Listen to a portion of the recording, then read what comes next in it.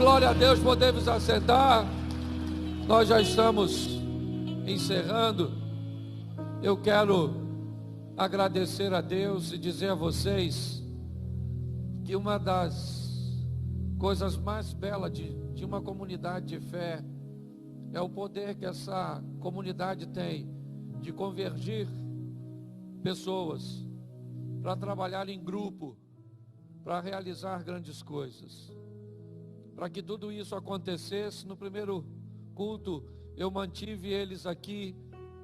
Nós oramos pela unidade da igreja, mediante a todos os desafios que nós estamos enfrentando neste ano, com todo o isolamento social e tantas notícias desastróficas.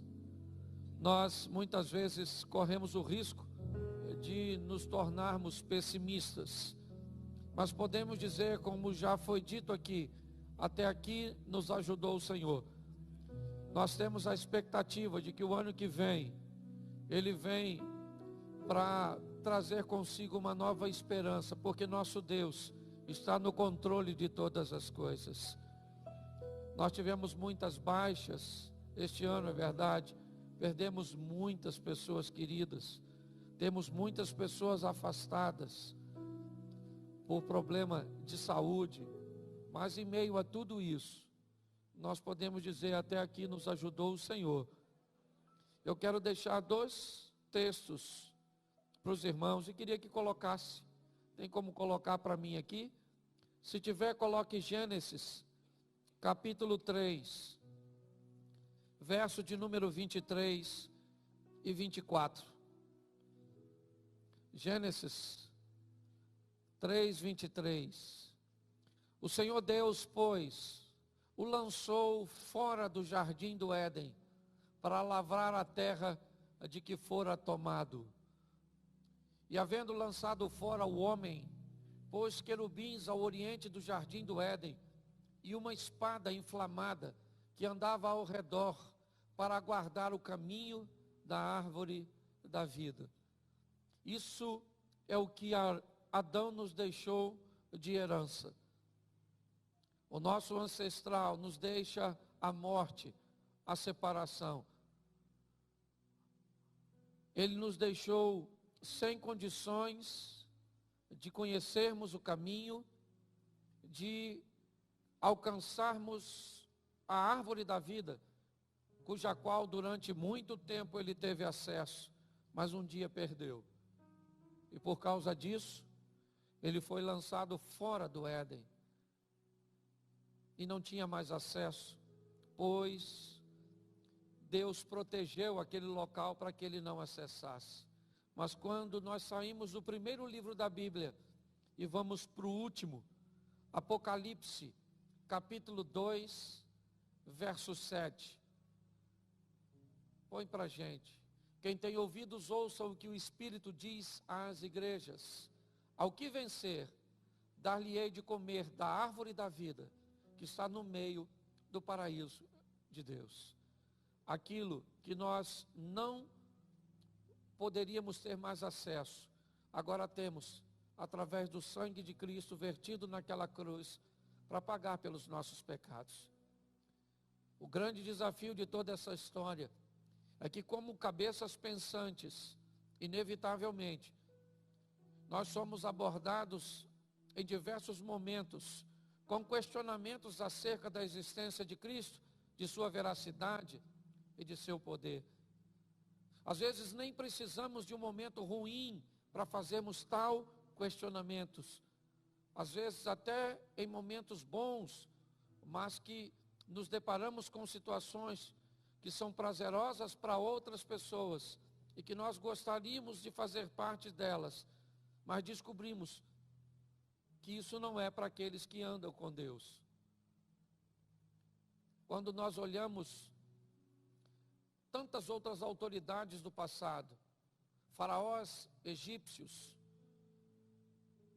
e tantos outros, bem anteriores a Cristo, nós vemos a capacidade de achar tumbas com mobílias, vestuários, armamentos de faraós como Tutancamon, como Sete, como Ramsés e como tantos outros do Egito. Mas quando se procura na terra do Egito algum vestígio da presença de israelitas, o máximo que vamos achar é um ou dois indícios. Talvez simplesmente porque na época da existência deles, eles não fossem chamados por este nome. Mas tudo isso acaba abalando a fé de algumas pessoas. Alguns questionam se Jesus nasceu realmente em dezembro, pois o clima que era oferecido na situação como informação não bate com os acontecimentos. E algumas pessoas começam a questionar. Nós sabemos que somos capazes de ter acesso a uma taça onde um César Augusto ou qualquer outro imperador, Nero, tenha bebido, mas sequer temos um copo onde o nosso Jesus. Me parece que a opção de ser pobre, a opção de se tornar acessível, porque eu queria só esclarecer a vocês, Jesus só nasce num ambiente pobre, não para ovacionar a pobreza. Não. Se você acha que ele nasce num ambiente pobre, simplesmente para fazer apologia à pobreza, você está muito enganado. Jesus nasceu num ambiente pobre simplesmente para se tornar acessível. Porque se ele nasce num palácio, somente os ricos e poderosos poderiam visitá-lo. Quando ele resolve nascer num ambiente de pobreza, é porque no ambiente onde ele nasce, vai visitá-lo pastores, sim, homens que não tinham muitos recursos, é verdade, mas também os astrólogos, os magos, levando ouro, incenso e mirra, porque o seu propósito era se tornar acessível. E talvez por essa questão, não há muitas lembranças, nem o que dizer de forma material daqueles que têm poucos recursos. A história não tem muito interesse de citá-los. Mas a verdade é que ele veio a este mundo e com um pequeno grupo de pessoas foi capaz de mudar a história de tal forma que ela é contada antes e depois dele.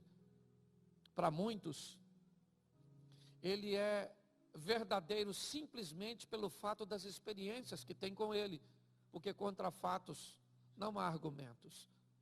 A cada dia que passa, meus queridos irmãos, nós vamos ter que enfrentar a oposição cada vez mais ferrenha, tentando descredenciar o Cristo, senão através dele mesmo e da ausência muitas vezes de informações precisas a seu respeito. Também será usado o nosso testemunho, a nossa postura, o nosso posicionamento, com o propósito de descredenciar o Evangelho. A cada dia que passa, nós precisamos cada vez mais buscar ter nossas próprias experiências com Cristo, porque são elas que vão nos manter de pé. Foi através de olhar para seu passado e tudo aquilo que viveu, que Davi encontrou forças para enfrentar o gigante. Não foi das experiências de Saul. Davi não disse o Deus de Abraão, o Deus de Isaac, o Deus de Jacó. Não foi isso que ele disse. O Davi olhou para Golias e disse: quem é você para desafiar o exército do Deus vivo? Eu vou até você e eu vou te matar, porque o Deus que eu sirvo me deu vitórias contra leões e ursos. O que vai valer no final dessa história, caros irmãos e amigos, são as nossas experiências. E aquilo que nós experimentamos com Deus, é isso que vai vencer a depressão. É isso que vai vencer o medo, que vai vencer o caos. Nossas próprias experiências. Por isso, busque ter com Deus e em Deus suas próprias experiências. Porque eu posso garantir para você que se as experiências dos outros valessem o suficiente para nos manter de pé, nenhum de nós desviaríamos ou iríamos esmorecer mediante a tantos exemplos, desde Adão, Abraão, Isaque, Jacó, certo? José, Moisés, vamos lá, Josué, vamos a Davi, a Salomão, a tantos outros, mas as experiências dos outros, elas servem para eles. Vamos ter as nossas próprias experiências para o nosso casamento, para a nossa caminhada com Deus, para os nossos filhos. Nós carecemos muito disso. Se você quer provas, eu fico imaginando, por que é que Deus não deixou provas? Por que ninguém achou a arca da aliança? Onde é que foi parar a capa de Jesus, que nem é tão velha assim? Onde essas coisas estão? Por que é que elas não foram encontradas, não estão expostas? Porque o propósito é que seja pela fé. E fé é o fundamento das coisas que não se vê. Então eu não sei o que você está enfrentando hoje, mas você tem uma arma poderosa que Deus te deu. Ela é a fé. A fé num Deus que pode fazer por você o que ninguém faz. Vamos sair daqui, hoje é o primeiro, sempre falo isso, né? Na grande maioria dos cultos. Estamos aí iniciando a semana hoje, a última semana, aliás, que nem termina, certo? Sexta-feira já é dia 1º, nós vamos estar aqui na virada, culto começando às 22 horas, vamos entrar de joelho, mandando oração, eu ia falar bala, mandando oração para 2021, porque 2000, a linguagem do carioca é terrível, né? Eu ia falar, mandando bala não, oração para 2021, porque o seu casamento, posso falar uma coisa para você? Seu casamento nunca foi tão bom o quanto ele vai ser em 2021. Teus filhos nunca foram tão obedientes, nunca foram tão estudiosos, nunca prosperaram tanto como vão prosperar em 2021. Nós vamos viver 2021 de forma extraordinária.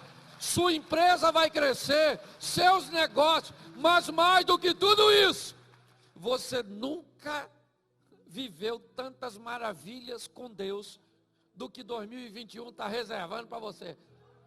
E acredite, dia 1º já vai entrar, não é com o pé direito, não, é com os 2 pés para não ter erro. Vamos dar aquele pulinho para frente, certo? Vai virar quase uma simpatia. É só não filmar, que senão os outros criticam. Certo? Então eu queria que você ficasse de pé agora e dissesse assim: 2021 vai ser o melhor ano da minha vida. Amém? Isso. Feche seus olhos. Pai, muito obrigado por essa noite. Nós só temos a te agradecer, porque ver os 2 cultos com a frequência que teve hoje, chuvoso, com todo esse ambiente opressor, final do ano, gente que deixou parente em casa para vir para cá, disse, não quer ir comigo, fica. Senhor, é uma grande dádiva. Tem gente que veio de tão longe. Muito obrigado. Recompensa essas pessoas com experiências extraordinárias, lares cheios do teu espírito, anjo dentro dessas casas, que teus filhos vejam a presença de anjos, caminhando nos seus lares, agindo, movendo, curando e transformando. Leva-nos aos nossos lares, guardado por tuas boas mãos poderosas, que o grande amor de Deus nosso Pai, a graça de nosso Senhor e Salvador Jesus Cristo e as 2 consolações do Santo Espírito de Deus, seja para com todo o povo do Senhor, e todos digam, que Deus te abençoe e vá em paz. Quarta-feira. Porque todo aquele que invocar o nome do Senhor será salvo. Como, pois, invocarão aquele em quem não creem? E como crerão naqueles de que não ouviram? E como ouvirão, se não há quem pregue? E como pregarão, se não forem enviados? Como está escrito: quão formosos os pés dos que anunciam o evangelho de paz, dos que trazem alegres novas de boas coisas. Mas nem todos têm obedecido ao evangelho, pois Isaías diz: Senhor, quem creu na nossa pregação? De sorte que a fé é pelo ouvir, e ouvir pela palavra de Deus. Romanos capítulo 10, versículo 13 ao 17.